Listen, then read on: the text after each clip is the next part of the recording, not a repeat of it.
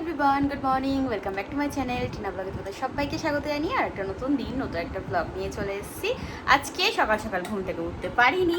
আজকে উঠেছি হচ্ছে তখন কটা ওরকম 9:30 বাজে না, তুমি ডাকলে 9:30টার সময় ঘুম থেকে উঠেছি। আসলে গতকালকের মানে ক্লান্ত ভাব আর কি শরীরের এখনো পর্যন্ত কাটেনি। বাপরে বাপ, কলকাতার বাসের যা আর কি ঝাঁকুনি, একদম পুরো শরীর ব্যথা করে দিয়েছে। হাত তাত তো বিশাল ব্যথা, এইগুলো ভীষণ ব্যথা হয়েছে। পা যেমন ব্যথা সেরকম হাত ব্যথা। যাই হোক, এখানে এখন ইয়েতে নিয়ে এসেছি হচ্ছে ইপি, তো ইপি মা করলো তাই খেলাম। তো এখন আর কি এখন থেকে ব্লগটা শুরু করলাম। আজকে আমাদের বাড়িতে আসছে আমার মেজো মাসি, মানে সন্ধ্যা। তো সন্ধ্যাকে আমি সন্ধ্যা বলেই আর কি ডাকি, ঠিক আছে। আমার সব মাসিদেরকে আমি ওরকমভাবেই ডাকি, শুধু বড় মাসিকেই একটু বড় মাসি বলে ডাকি। আর তাছাড়া যেটা আছে হচ্ছে সেজো মাসির ডাক নাম হচ্ছে কুটি, তো কুটি কুটি করে ডাকি। আর এদিকে সন্ধ্যা মেজো মাসি, যেখানে আর কি গিয়েছিলাম আমঘাটায় নবদ্বীপের ওখানে, তো মাসিকে আমি সন্ধ্যা করে ডাকি। আর ছোটটা তো আমাদের বাড়িতেই আছে, কোনো ব্যাপার না। তো এটাই হচ্ছে ব্যাপার। যাই হোক, মাসি আসছে, ভীষণ আনন্দ। তো এখন চলো এটা খেয়ে নিই, তারপর আর বাদ বাকি তোমাদের আর কি সারাদিনে কি করছি না করছি তোমাদের সাথে শেয়ার করবো। ওই তো কলপাড়ে, আমাদের কলপাড়ে এসছে। ওই দেখো, এই সকালবেলা কে এসছে? ওই ওই ওই ওই ওই ওই যা যা। এই শাকগুলো এনেছিলাম আজ, মানে 3 দিন তো হয়েই গেছে, মরেই গেছে এগুলো, বলতে গেলে মরেই গেছে। তো এখন এই যে বাছা হচ্ছে, বড়া বানাবে মা আজকে। এই একটা পাতা মনে হয় একটু টাটকা আছে। কি অবস্থা। আমাদের বাড়ি এখন কারেন্ট চলে গেছে, কিছু করার নেই। মা এদিকে করছে রান্না বান্না, ভাত এখানে ফুটছে। এদিকে কি হচ্ছে ওটা? ও ডিমটা না, দূর থেকে দেখে মনে হচ্ছে মাছের পিস, তাই আমি জিজ্ঞাসা করলাম। হ্যাঁ কি, হ্যাঁ পেটির মাছই মনে হচ্ছে পুরো একদম দেখে, তাই বললাম যে কি। আমি এই সবে মাত্র আর কি স্নান করে পুজো টুজো দিয়ে আসলাম নিচের ঘরে এসে এখন চুল আঁচড়াচ্ছিলাম। আর গতকালকে আমি তো গিয়েছিলাম কলকাতায় এক্সপোতে, ওখানে গিয়ে আমার বেশ অনেক ভিউয়ার্সের সাথে দেখা হয়েছে। এমনকি তোমরা যারা আমাকে ভীষণ ভালোবাসো তারা আমার ছোট্ট ছোট্ট বিষয়গুলো খুব মানে মন দিয়ে দেখো আর নোটিস করো।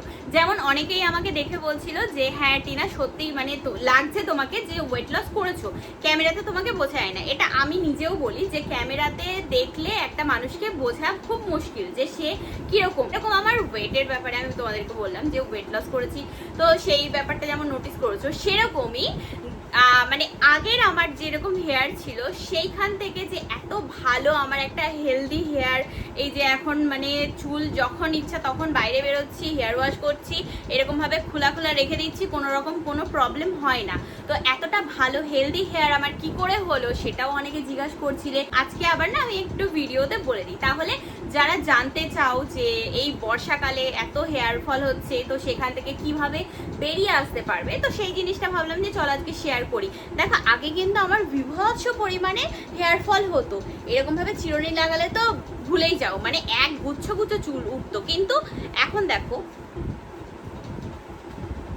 একদমই চুল ওঠা বন্ধ হয়ে গেছে। আমি যে জিনিসটা আমার হেয়ারের জন্য ইউজ করে থাকি সেটা হচ্ছে অ্যালপস গুডনেসের এই রোজমেরি ওয়াটার, যেটা ইউজ করার পরে মারাত্মক রেজাল্ট দিয়েছে আমার চুলের জন্য।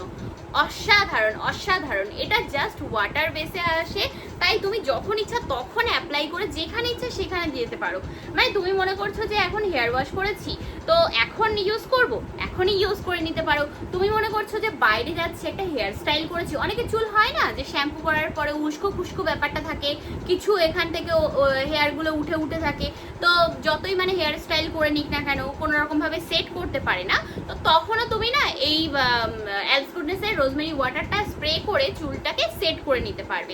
এটা ব্যবহার করা অনেক সহজ, শুধু স্ক্যাল্পে স্প্রে করো আর হালকা হাতে ম্যাসাজ করে নাও, আর এটা তোমরা ডেইলি ইউজ করতে পারবে, কারণ এটা হচ্ছে non greasy and non sticky, স্ক্যাল্পে কোনো রকম অয়েলি ভাব আনবেই না।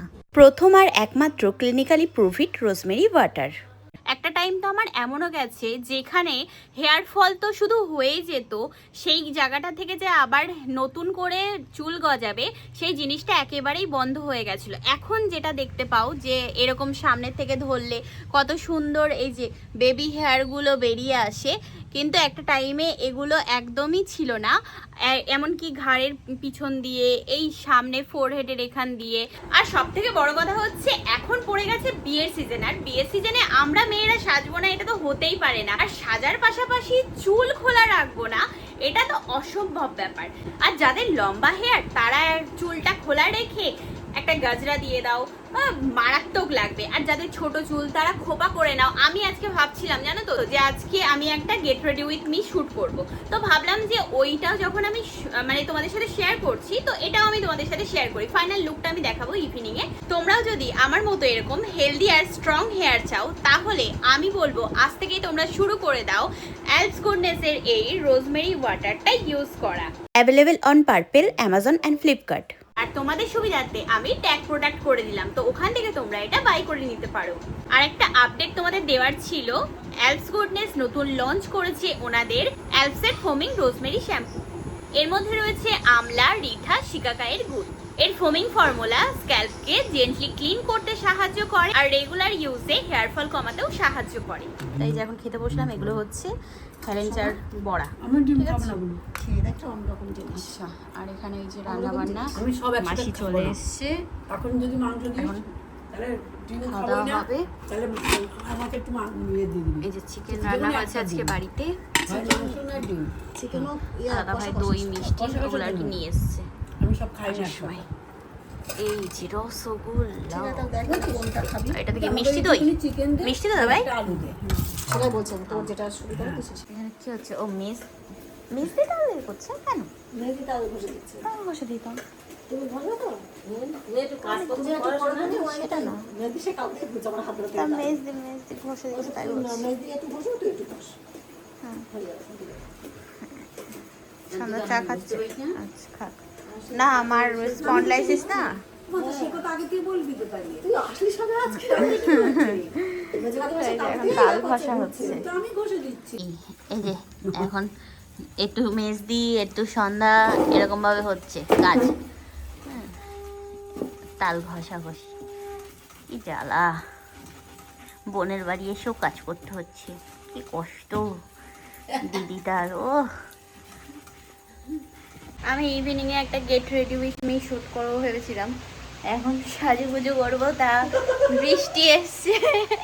আর দেখো দুটো মিলে হাসছে বদমাইশ। আরে তা কোথায় নেবো তাই এরকম ঘাড় নিয়ে যেয়ে দেখো বৃষ্টি হচ্ছে।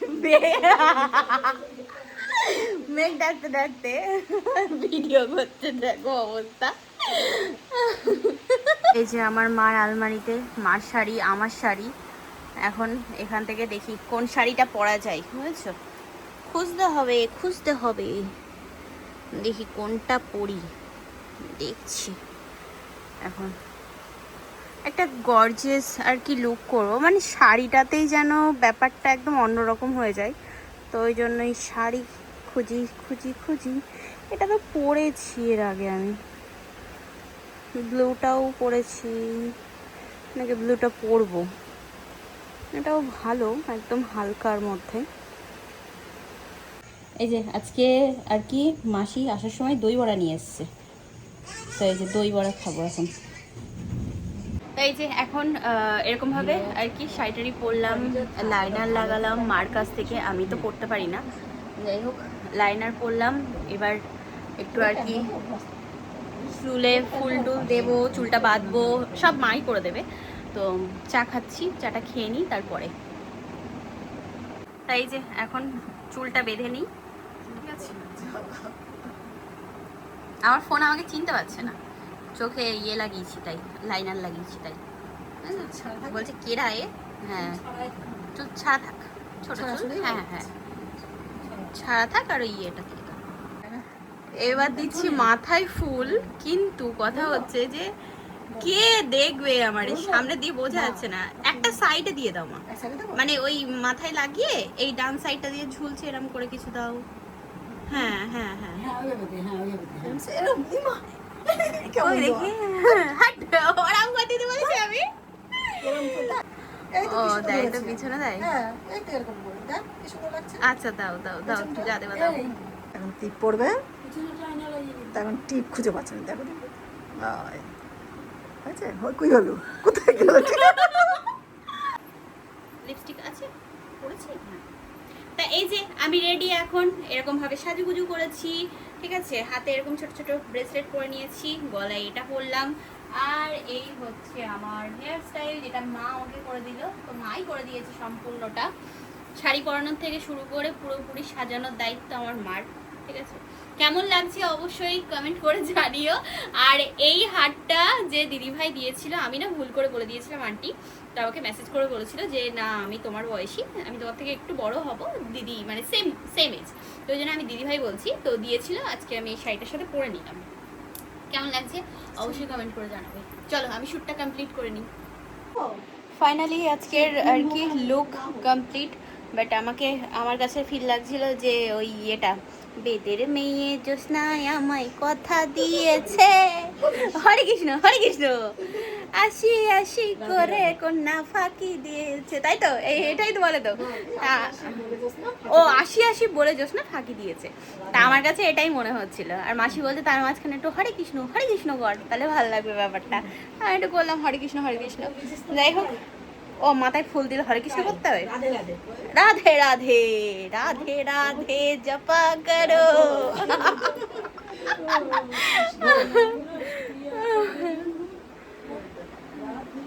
যাই হোক, এখানে এখন ফাজলামি করা হচ্ছে, আমি ভিডিও শ্যুট করব, তা দুই বোন মিলে কি করছিল তখন থেকে জানো না। হলো আজকের মতো ডান।